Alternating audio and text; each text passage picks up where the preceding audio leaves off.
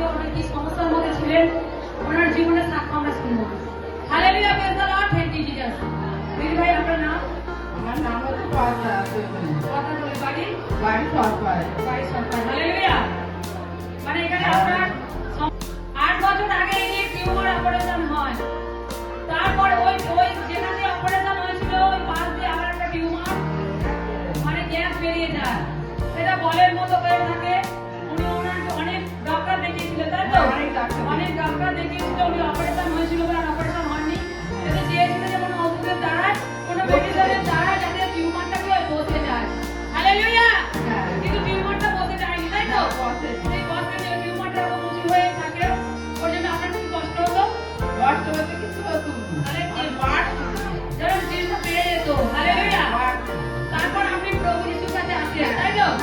চার্চে আমাদের যুক্ত থাকে, 3 দিন চার্চে আসতে থাকেন, এই টিউমারটাকে নিয়ে আপনি এসেছিলেন, তাই তো? কিন্তু আগামী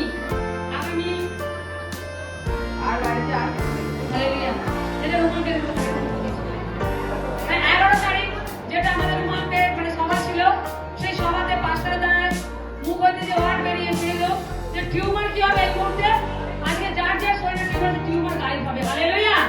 তাই এই দিদি ভাই সেই টিউমার যখন পেটে হাত রেখে আমেন রিসিভ করেছিলেন, এরকম বাড়িতে গিয়ে দেখে না ওই টিউমারটাকে ওখান থেকে আর নেই।